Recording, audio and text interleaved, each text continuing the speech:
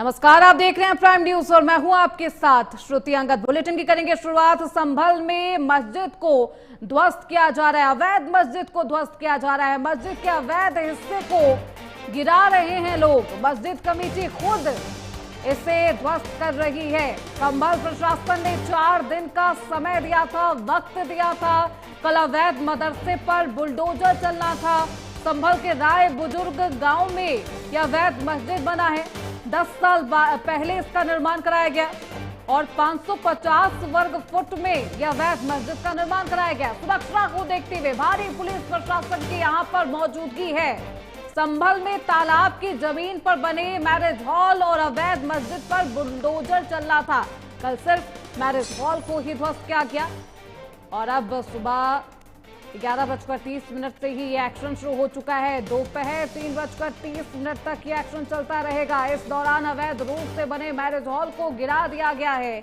वहीं बुलडोजर देखकर स्थानीय लोगों ने डीएम राजेंद्र पोसिया से मस्जिद को ध्वस्त नहीं करने के लिए 4 दिन का वक्त मांगा और खुद मस्जिद कमेटी की तरफ से कहा गया कि इसे गिरवाया जाएगा और अब ध्वस्त किया जा रहा है। डीएम की परमिशन मिलते ही हॉल के बगल में बनी मस्जिद को लोगों ने खुद ही खत्म करना शुरू कर दिया है, गिराना शुरू कर दिया है। मौके पर डीएम राजेंद्र पोसिया, एसपी कृष्ण बिश्नोई मौजूद हैं। इसके अलावा करीब 200 पुलिसकर्मियों की यहां पर तैनाती है। पीएसी जवान यहां पर तैनात किए गए हैं। ड्रोन कैमरे से निगरानी रखी जा रही है। मामला संभल मुख्यालय से 30 किलोमीटर दूर राया बुजुर्ग गांव का है। ये तस्वीरें भी आपको दिखा रहे हैं। संभल की ये तस्वीरें हैं जहां पर लोग जुम्मे की नमाज अदा करने के लिए पहुंचे हैं।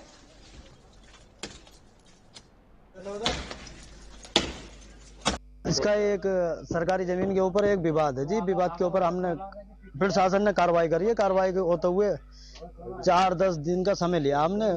उसके अनुसार हमने हाथ से उतारने की वो करी है।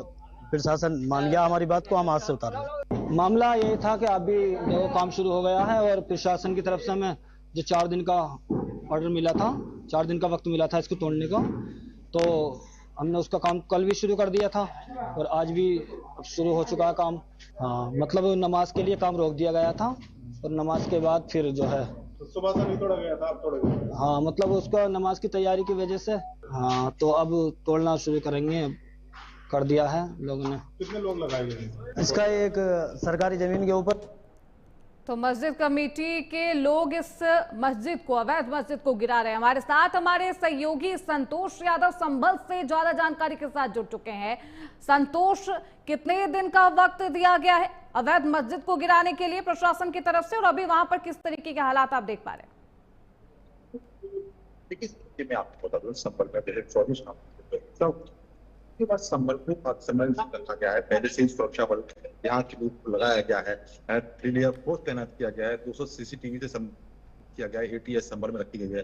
जो मस्जिद है उसके आगे एटीएस की पुलिस चौकी भी बनाई है, सदर पुलिस चौकी भी बनाई है। लेकिन संभल में जो तालाब की जो राव बुजुर्ग गाँव है, तालाब की भूमि पर जिससे मस्जिद और मदरसा का जो निर्माण किया गया अवैध तरीके से, कोर्ट के आदेश के बाद मदरसा को ध्वस्तीकरण किया जा चुका है।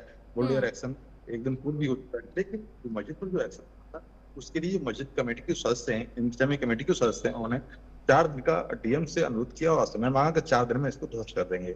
लेकिन 4 दिन में ऐसा नहीं कर पाते तो इस पर बुलडोजर एक्शन होगा। लेकिन प्रशासन की तरफ से 30 दिन का समय दिया गया है। आज अंतिम जुमे की नमाज थी, क्योंकि कोर्ट के निर्देश के बाद इसका ध्वस्तीकरण होना है।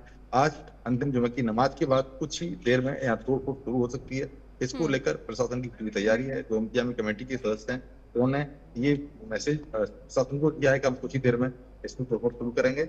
लेकिन संभल की बात की तो लगातार संभल सेंसिटिव माहौल में है, क्योंकि बरेली हिंसा होने के बाद संभल में और चौकसी बढ़ा दी गई है। संभल में जितनी भी मस्जिद हैं, प्रदेश में जितनी मस्जिद हैं, सभी मस्जिद पर अलर्ट रखा गया है। लेकिन संभल तौर से 24 नवंबर की हिंसा के बाद सेंसिटिव माहौल में है। संभल की बात की है, उस संभल की जो गली नुक्कड़ सभी चौक चौराहे पर जो 200 सीसीटीवी कैमरे लगाए गए हैं। पुलिस छावनी में संभल को तब्दील किया गया है। पुलिस फोर्स जो है 3 लेयर पीएसी कंपनी, 5 थानों की पुलिस, ये पुलिस चौकी जो है इस पर लगी हुई है और जो चारों जो रास्ते हैं वो बैरिकेड किए गए। बिल्कुल, ऐसे में संवेदनशील इलाके हैं, वहां पर पुलिस प्रशासन की तैनाती है। कितने लोग यहां पर बहाल किए गए हैं मस्जिद को गिराने के लिए, संतोष?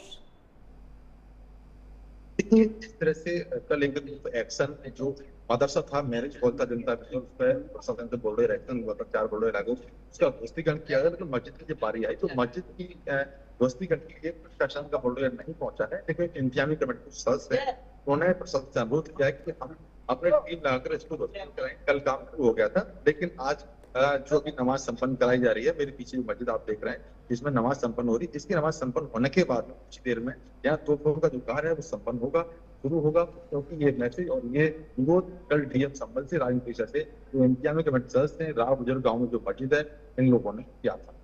बहुत शुक्रिया संतोष यादव आपका इन तमाम जानकारियों के